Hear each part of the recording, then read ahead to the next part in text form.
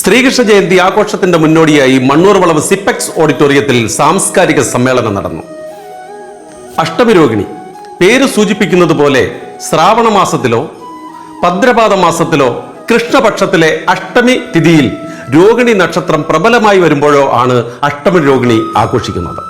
കൃഷ്ണവർഷം 5127 Malayalam calendar പ്രകാരം ചിങ്ങമാസത്തിലെ അഷ്ടമിയും രോഹിണിയും ഒന്നിച്ചു വരുന്നതും 2025 സെപ്റ്റംബർ മാസം 14-ാം തീയതി ഞായറാഴ്ചയാണ് ഈ തവണത്തെ ശ്രീകൃഷ്ണ ജയന്തി ആഘോഷം നടക്കുന്നത്.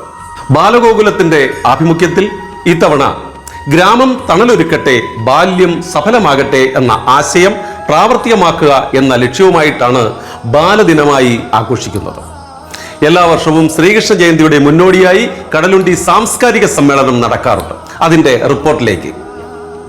മാതൃസമിതി ഉപാധ്യക്ഷ ശ്രീമതി ഗീത സുധീർ സ്വാഗതം പറഞ്ഞ ചടങ്ങിൽ സ്വാഗത സംഘം ചെയർമാൻ ശ്രീ CP അയ്യപ്പൻ അധ്യക്ഷത വഹിച്ചു.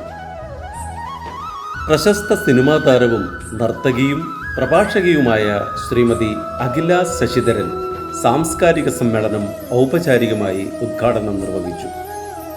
ശ്രീ ശങ്കുട്ടിദാസ്, ശ്രീ CP അയ്യപ്പൻ, ശ്രീമതി സത്യവതി ടീച്ചർ, ശ്രീ ഗംഗാധർജി എന്നിവർ ഭദ്രദീപം കൊളുത്തി.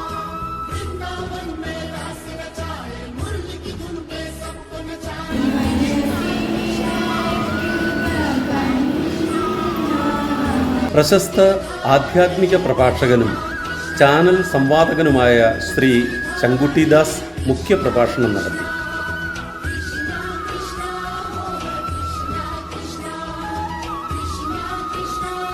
പ്രശസ്ത പിന്നണി ഗായകൻ ശ്രീ പ്രകാശ് മണ്ണൂർ, ക്ഷേത്ര സംരക്ഷണ സമിതി താലൂക്ക് സമിതി അംഗം ശ്രീ AP കൃഷ്ണൻ, ബാലഗോകുലം ജില്ലാ സമിതി അംഗം ശ്രീ സുനിൽകുമാർ, രാഷ്ട്രീയ സ്വയംസേവക സംഘം ഉത്തര കേരളം സാമാജിക സമരസത സംയോജകൻ ശ്രീ C ഗംഗാധരൻ എന്നിവർ ആശംസാ പ്രസംഗം നടത്തി.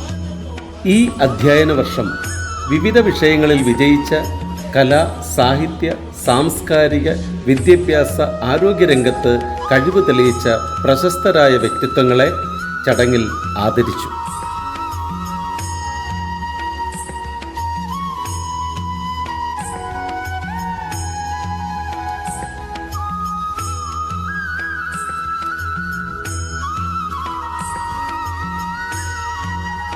ആഘോഷ സമിതി ഉപാധ്യക്ഷ ശ്രീമതി സന്ധ്യ രാജേഷ് കൃതജ്ഞത പറഞ്ഞതോടെ സാംസ്കാരിക പരിപാടി അവസാനിച്ചു.